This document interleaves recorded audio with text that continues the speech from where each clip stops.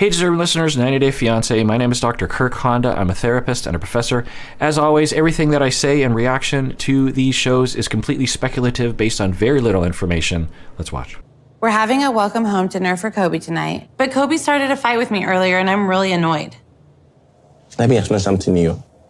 You can't stand and talk to your future husband like commanding me to go and do something. Arguing on something. I said, go help mom in the kitchen. And I should have said, honey, do you mind helping my mom in the kitchen? Now, I'll give Kobe that one a little bit on the tail of being very annoying to Emily. He is now being asked to go help the mom in the kitchen. You could see how that could come across as dismissive to him. I wouldn't say it's controlling. Is on the spectrum of what he's used to in his culture. Is she a lot more assertive and possessing of the powers of a human adult? I don't know. I don't want to accuse Kobe and his culture of anything, but who knows? But yeah, but she had a little tone. She could have been nicer, and he could have been nicer in his response. He could have understood that Emily would have a little bit of tone given the tone of his conversation prior to that. He gives feedback and then she gets sarcastic, which isn't a good thing to do. Now I think she's a little bit triggered by the conversation about breastfeeding and about being accused, essentially being a bad, I mean, she's not directly being accused, but essentially being accused by Kobe of being a bad mom. And just imagine that. 17 months by herself, 9 months pregnant, and then I think 17 months they were saying, of raising the child and by yourself for the most part, and then the father of the child lands and you're glad to see him, and then he instantly starts to criticize what you're doing as a parent in a realm that he clearly has no idea what he's talking about, and all he can say is it's not normal. So yeah, I mean, be a little miffed about that. Like, is this how things are gonna go? Like, pal, like, if you have some valid feedback, like, for sure, but if this is the hill you're gonna die on, like, I tell you this, but you ain't on no hill, you're in a ditch. So does that metaphor work out? Anyway, okay, but we don't want to get sarcastic. You want to take a beat and say, okay, well, all right, sorry, I'm just Kobe, it'd be really great if you could help out my mom, you know, while I tend to parenting duties. Could you do that for me? That kind of thing. Totally different. Okay, so do you mind? It will be my pleasure to work with your mom in the kitchen. All right, thank you. Again, I get her annoyance at this point, but if this is her normal mode, then that's a little concerning. To me like this, he was so sweet, so laid back. He was the nicest guy. And now Kobe is like this manly man trying to tell me what to do. I'm a little taken aback. So what are we doing today for dinner? We're having white chili. Yeah, and this happens often on this show where people will travel, get pregnant, and then months later, years later, reconnect in person and be surprised as to the way that these two people come together. And the wisdom around that we want, or the moral of the story is, you want to not derive conclusions about someone as a lifelong partner and co-parent from a party atmosphere in a foreign country. That's obvious. I'm not being sarcastic, but I feel like that should just be said. You know, like, there's a reason why we date for, usually in my circle, years before you even get engaged, because you, one, why rush things? Two, you just want to make sure that it's the right person. How many of us have been in a relationship for even 2 or 3 years and found out that this was not the one? In fact, this is a disaster, and you leave the relationship having had maybe 18, 24 months of being in seemingly pure bliss, and then all of a sudden you wait, no, this is wrong. So it takes a long time, and it sucks, but it's just the way it is. Sometimes people hit the jackpot right off the bat without spending much time getting to know each other, but, you know, why rush things? And why put such a barrier to that process by having your partner be in a foreign country in which it's very difficult for the two of you to actually try each other out for size. And, you know, it's fine. There's nothing inherently wrong with it. But if you're trying to increase your odds of success, I would say, you know, stick to within 50 miles of your house. Just, it's obvious, but I feel like I don't say that obvious thing reacting. It's like, because there's a kid involved, you know, think of Tiffany and Ronald, think of Tanya and Sinjin. Tanya didn't get pregnant, but a similar kind of travel and then party time. Think of, on, you know, Love in Paradise, the one in the Caribbean. I can't remember her name, but she went down and had a kid. And anyway, I believe, right? Didn't she? And yeah, it's just seems kind of obvious. And something wrong with traveling and falling in love seemed to work out for Kara and Guillermo, or at least thus far. So, you know, it can work. But anyway, I'm preaching to the choir on that one, I'm sure. We need to put the glasses on the table. Oh. And just, you know, help yourself to whatever you need here. Is that me? Oh, my. I think it's kind of weird that they had a fight on the first day. But I don't know. I don't know him that well yet. And, you know, they need to learn how to work out their differences. And so, yeah, I didn't want to get involved. So they're from Salina, right? And she looks like she could be my mom's sister. Do we look kind of similar? As a sort of an eye thing there, I think.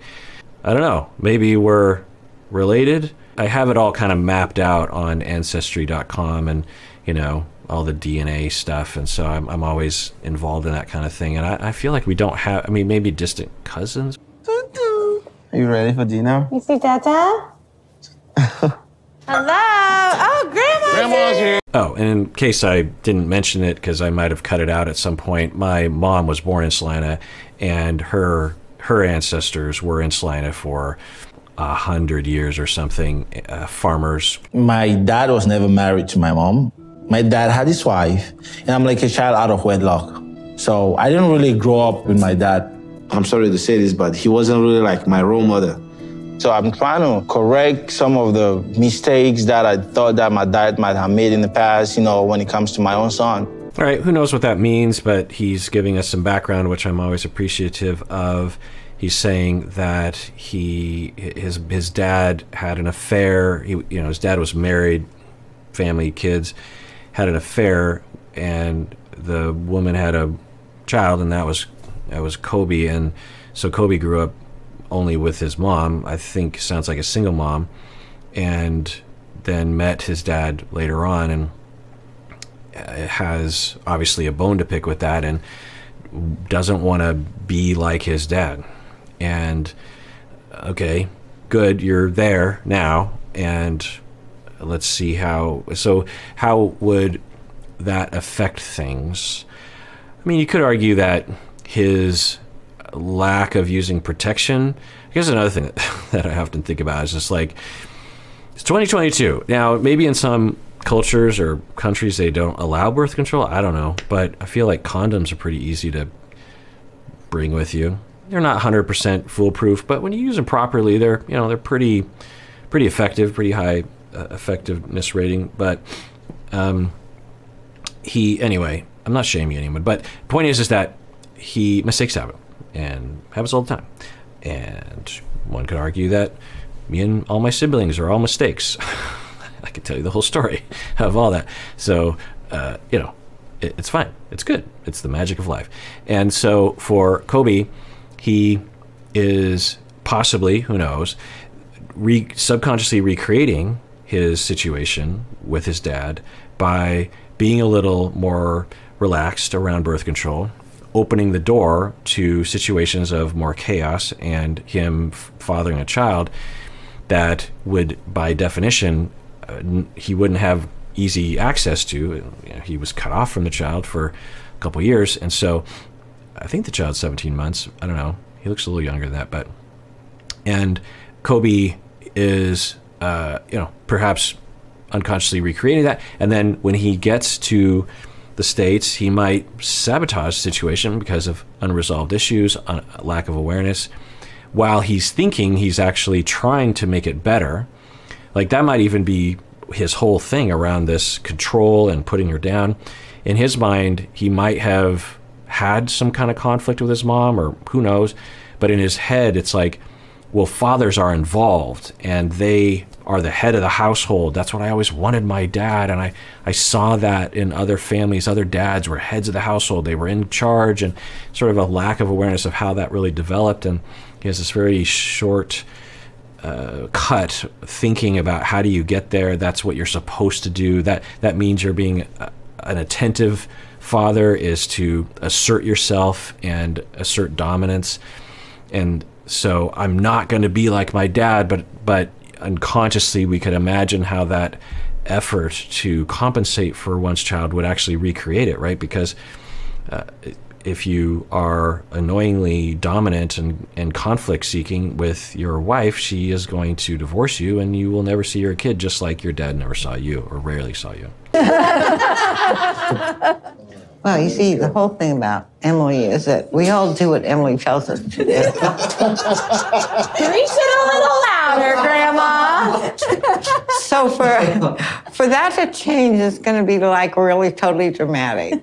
All right, well, they're joking around. Who knows what exactly they're referring to, but there seems to be a little bit of a communication there around the history of Emily in the family, that they, I think, are saying that she's demanding or rigid and knows what she wants. Who knows? You know, families can come to that conclusion when, particularly women, children, girls in the family are just being normal. It's not uncommon for a girl in a family and a eventual woman who is asserting her needs in a very healthy way to be labeled as bossy, right? Because of sexism. And so I don't know if it's that. Because thus far I haven't seen, well, did I comment on this? I don't remember that when they landed, Emily wanted to have some mommy and daddy time prior to him seeing his child. And I must have talked about this at some point, but so you could argue that that was demanding and rigid and not taking his thoughts into account. At the very least, just give him a heads up prior to him landing, because, you know, he lands and he has this natural urge to see his son. The other thing I'll say is that he is having some trouble bonding with his son. The son is scared of him and doesn't want to talk to him. And I think that Kobe had this hope that because they talked over video for so long, and the child Coben was, probably liked to, in his toddler way, interact with Kobe over video, and so maybe at least Kobe would think that he wouldn't be afraid of him. But of course, to a child, to see you in 3 dimensions would, in all likelihood, be just, you're a stranger. You're completely new. In fact, there's a funny story in my family.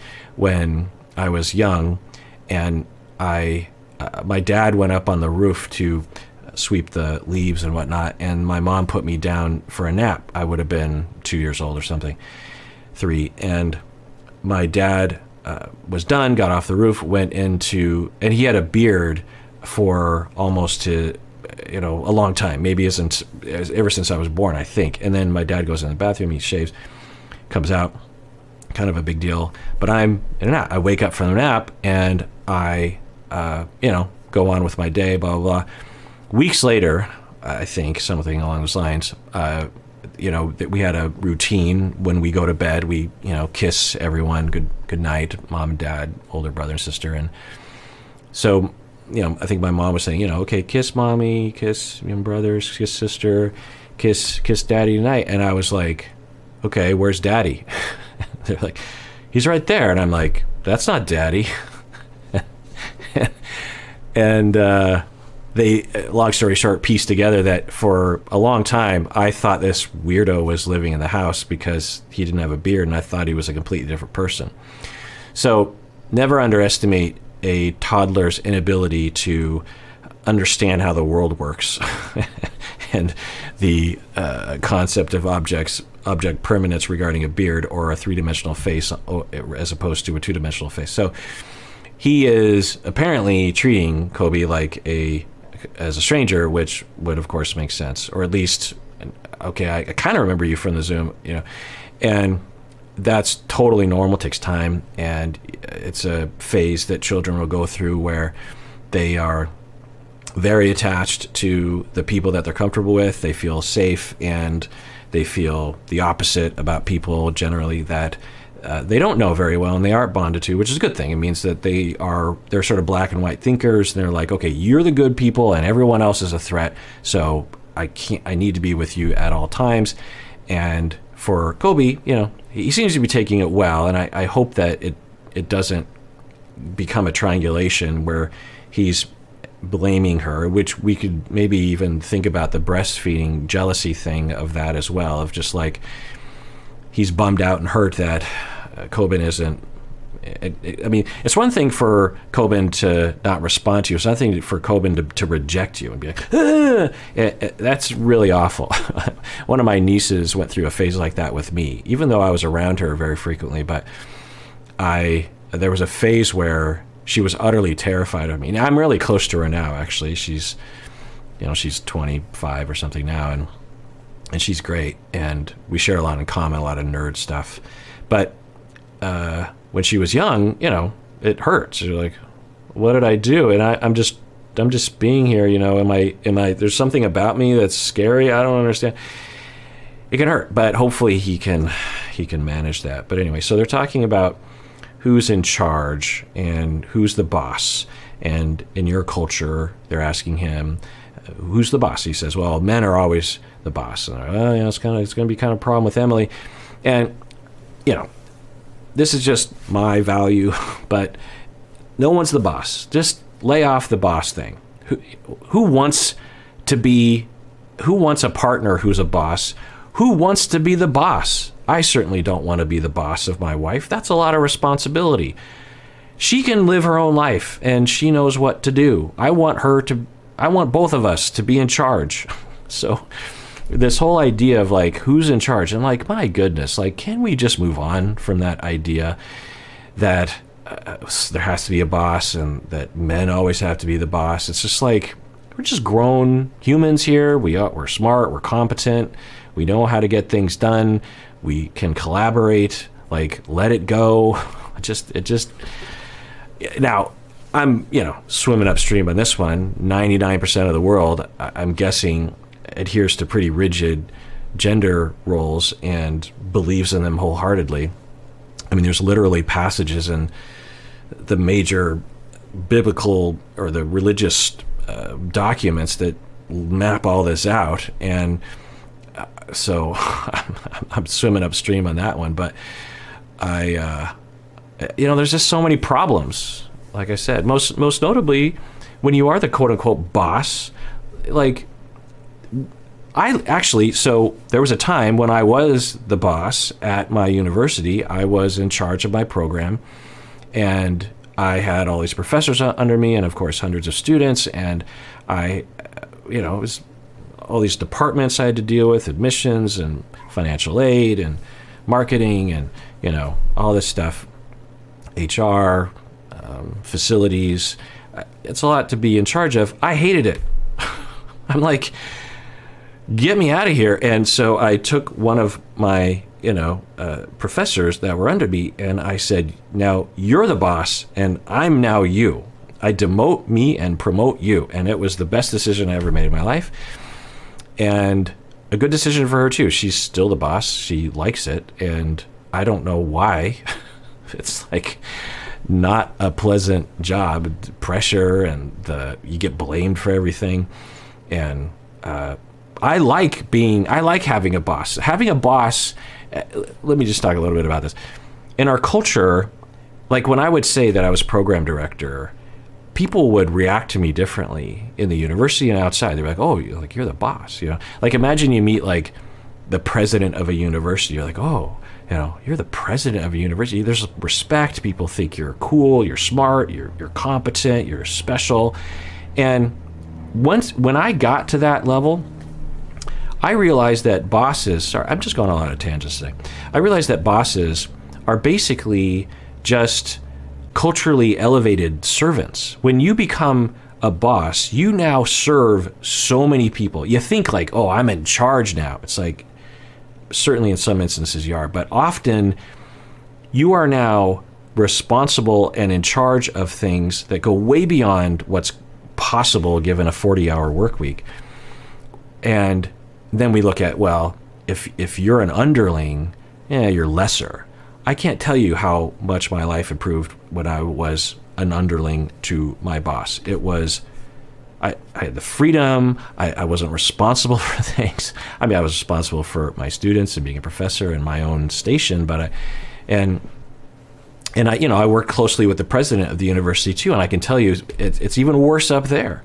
Like the amount of annoyance and bother that you have to deal with. Like, I guess for me, I value like how annoying is your life versus how much meaning do you get out of it, you know what I mean? And for me, there was this much annoyance and almost no meaning, almost no benefits to that. And to me, I feel like you've gotten worse. You know, you're like, if we go from a ditch digger who hates ditch digging, like the way I would, it'd be a horrible job, to like the most perfect job of all time. Me being under was closer to this end of the spectrum, and me being up the ladder actually was moving me closer to being a ditch digger. You know what I'm saying? It was, but, so I say this because I would tell people, as I was realizing that I hated it, I would tell friends of mine who really didn't care what my career was, specifically on this kind of level. And I would say things like, I'm thinking about stepping down as program director and promoting one of my professors that I think would actually be great for this job, better than me. And I would have friends, not all of them, that would say, really? Like they didn't know anything about university life, and they certainly didn't care. You know, they worked in completely other sectors, and yet there's a cultural, I don't know, mandate or idea or something that you should always be going up the ladder and never backwards. And if you stagnate, then you're a loser. And we should all challenge that a lot. You know, it's capitalism, materialism, prestige, you know, silly things like that. And so why did I go down that road? I don't know. I was talking about culture and being a boss, and how they're talking now about who's being a boss. Anyway, hope you don't mind that I go on these tangents. So let me level with y'all. I'm watching the trial, Johnny Depp, Amber Heard, and when I do that, I feel like I have to be pretty buttoned up during those reaction videos, because I don't know, it just feels important that I do that. And I've been doing that and I do that all day, every day. It's like, there's so much stuff to do, and I know it's my choice and no one's making me do it, but I'm a bit of a list crosser offer. And so when something like that gets put on the list, like I see it through and I do not stop until I'm done with the task. You know, I'm one of those people that's like, if I clean the house, I don't do it piecemeal, I do it all at one time. And so when I'm here with you, who are, I think, kind of a smaller audience on the YouTube channel, I mean, it's a big audience, but it's smaller than I think what's going on over there with the trial. I feel more relaxed in my body, and so I'm going on tangents just because I feel like I just want to relax a little bit, I think. So I'm sure it's not great to hear me yammer, but that's what's happening. So yeah, I've communicated enough with y'all that I trust you to actually, at the very least, tolerate, if not like, you know, hey, probably thinking some of you, go ahead, you know, if you want to ramble and relax, then do that, you know, because you deserve it. So I hear that because you've I talk about a little tangent. I talk about how I know therapy is working and I know my supervision is working when my clients and supervisees will tell me that my voice is in their head. Not that I need my voice, but you want a mentor's voice. You want your therapist's voice. That means that things are working. You're accepting it. It's working for you. And it's not my voice in their head. It's their voice that I have just given permission to come out or emphasized or something. And it's all the idea of object relations and internalizing relationships. They become a part of you. And I, over time with y'all, since I will communicate with you over emails and comments and whatnot, that Cameo, for example, that I have now internalized you as a whole, some of you directly. And I have that voice in my head saying, like, relax, it's okay, you deserve it. You're under a lot of pressure, you're working a lot, and you can luxuriate a little bit in this safe place because you are nice people. So I thank you, even though I don't know that for sure.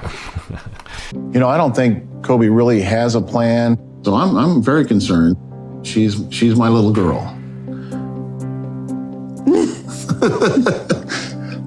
So I'm really concerned about him being able to provide for her, for him, and especially Coben. Okay, good. We're hearing a very common sentiment from the dad, from a lot of parents that we've seen on this show. But instead of just being unemotional about it, his body expresses the sadness and the worry and the emotion involved in when he is worried or wanting Kobe to be successful and have a lucrative career of some sort. And that's a good example of often what I'm talking about. We will say things, we'll kind of refer indirectly to our feelings, but we don't express them or identify them.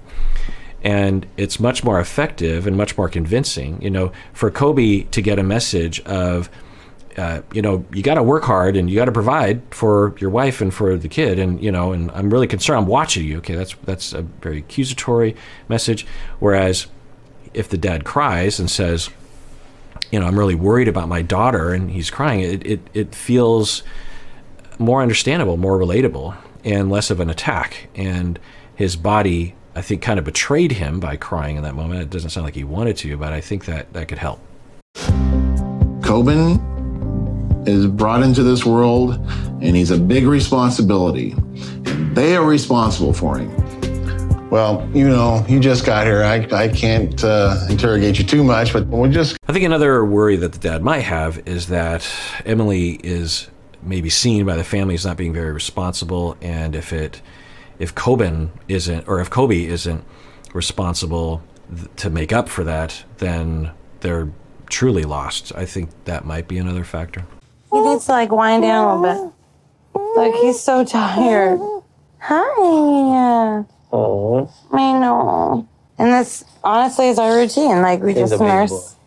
Okay. And we're out. Let him get weak somehow. And he likes to switch boobs every 2 seconds, every time, forever. Okay, as usual, I'm wishing that the couple would have a conversation around what they're going to do regarding parenting, how they're going to shift the roles, what Kobe's timeline is in terms of growing responsibilities and connection and power in the family system. So they seem to be working it out okay in this moment. Kobe was wanting to play with Coben. I think Kobe finally found Coben to be responsive to him and not afraid of him. And so I think he's just to him, this could be, to some extent, the first moment where he's actually interacting with his son. And she's like, no, it's bedtime. We don't want to do that right now. And okay, but I wish she could be like, so let's play, but so normally, honey, the routine is da-da-da-da, and here's the reason why, and this sort of circadian rhythm is sort of like this with him, and so we'll have to put this off till tomorrow. Just a little bit more of an explanation, or from Kobe to be like, oh, okay, well, maybe we should talk about like the routine so that I can slot into the routine and kind of capitalize on different opportunities that I want to get done with Coben. But instead, they're just kind of going in cross directions. She's kind of barking at him, not horribly, but the other thing we see here is that she's saying that he, going to bed, the child likes to switch from breast to breast, and okay, I'm guessing that it's just his way of the kid's way of soothing himself. Some people will say that it's important that mothers teach children how to soothe themselves and won't need the breast or the mother to soothe them. And that is, something to think about for sure. But for this age of child, I don't recommend parents emphasize that. Certainly later on, but in our culture, we have this notion that you don't want to have a mama's boy and all this kind of thought. It results in this premature push, sometimes as young as like 6 months old, of kids to be independent and to be able to soothe themselves. It's not psychologically, developmentally possible for children this age to soothe themselves. I just want to be clear. It's not possible. It's almost hard to ask a 7-year-old or a 27-year-old to soothe themselves. We're not solitary animals. Now, I don't know if people are necessarily saying that, but anyway, so he's, soothing, going back and forth, and, again, it's not going to destroy him. The idea is somehow, now, could you as a parent see this with your child and be like, oh, okay, you're not really hungry, you're just wanting to, I guess if I were there, I would interpret it as he doesn't want to fall asleep yet, maybe, and he wants to kind of keep moving to stay active so that he can not, into sleep. He wants to be a part of the action. He's activated, or kids will get into a weird power game sometimes where it feels good to them to assert their power, to have some sort of semblance of control in their lives, and sometimes they will be controlling of mothers' breasts. Certainly there are a lot of accounts of that, not universal, of course. But anyway, I can't really comment on the parenting. Some people like to, when we watch, like when we saw Devin and Drusilla, I think. I feel like was that her name? Drusilla? Or am I thinking of 101 Dalmatians? There's Priscilla. I'm pretty sure her name wasn't Priscilla. Anyway. And, people like to, so generally speaking, and I've known this since the beginning of my practice working with families, that we love in America and maybe around the world to judge parents, particularly mothers. There will be a situation happening at the grocery store, and if your kid's sort of having a meltdown or something, it's very likely that someone's going to come out of nowhere, a stranger, and start giving you advice or telling you that you're a bad parent, even though you're doing everything within reason to address the situation. And that attitude of there's one way to parent, or and if I see anything different, or if I see any problem in the kids that I don't like, I'm going to absolutely come after the parents, will absolutely be applied to these reality TV shows. That people will look at something like this and just claim that they can tell if some bad parenting practice is happening. And in my experience working with thousands of families at various different stages of development, and of course when I would work with families, we would I'd really try to get an idea of what the parenting had been like over time. And what I can tell you is that there's a wide range of what parenting can look like that is healthy for a child. I'm not saying that there aren't things beyond that threshold. There are, obviously, abuse and neglect, absolutely, and I've, of course, seen that as well.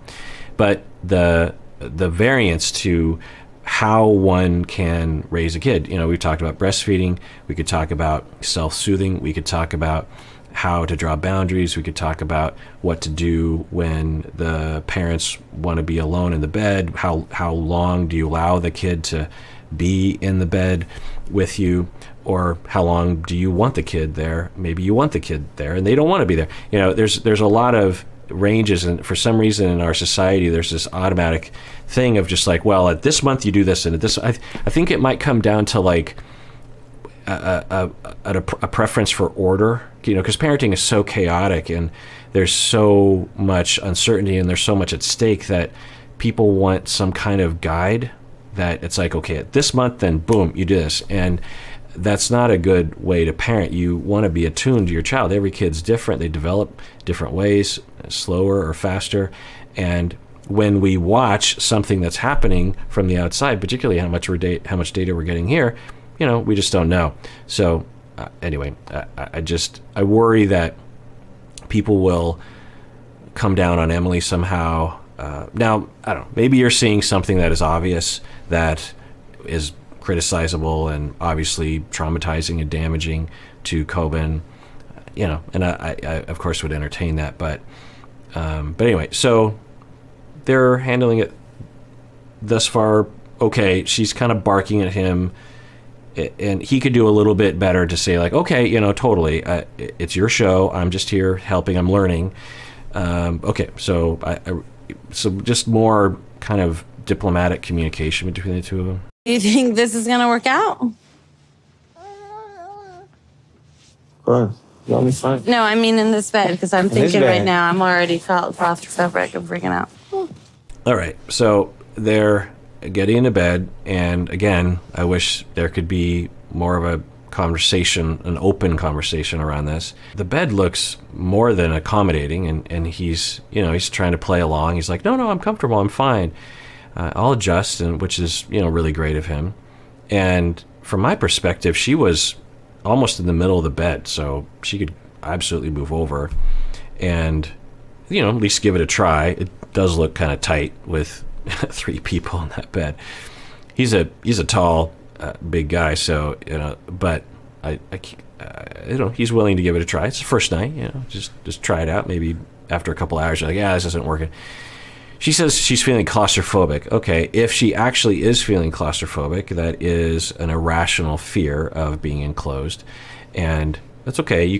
I've suffered from claustrophobia at various different stages of my life. It's a very common phobia. Nothing wrong with that. There's nothing inherently threatening about being in most closed spaces, but if in elevators, if it's a really small elevator, I won't get in it. Because I've actually been caught in an elevator when it broke down mid-floor, and if I can't stretch out my legs, there's something really just terrifying. It's completely irrational, makes no sense. I mean, if I just stood there, in a small confined airless box for 5 hours waiting for a tech to come fix it, that's fine. Just joking, it's fine. There's vents anyway. But that's the idea of phobias. They don't make any sense, and they're not universal. So, okay, if she actually has claustrophobia, she could communicate that. It's like, look, I'm sorry, I really want us to be here, but I'm kind of freaking out. So can we talk about this later? Okay, you could talk about your own anxiety, but just to haphazardly and coldly say get out of the bed without any kind of care around that. But I don't know if I'm reading it right. I'm not disturbing you from doing your duty, right? I know, but Coben takes up all that space. I guess we'll just try it. We're going to try it out. We're going to try it, okay. Kobe being here is great, and I know he's so excited to be close with Coben, but right now he's actually distracting Coben, and I think Coben's really confused. It's totally, absolutely, Coben is confused. There is a stranger sleeping in bed with him. He doesn't know what's going on, and even if you could barely explain it to him, he still wouldn't comprehend it. So yeah, absolutely, confusion. Nothing wrong with that. And for Emily, she's like, you're disrupting our routine. I'm like, yeah, the routine is going to be disrupted for a while, which I get is annoying, and there's things you might be able to adjust to on that. And certainly you could say, look, could we just take one step at a time? You just sleep in another bed for a couple weeks.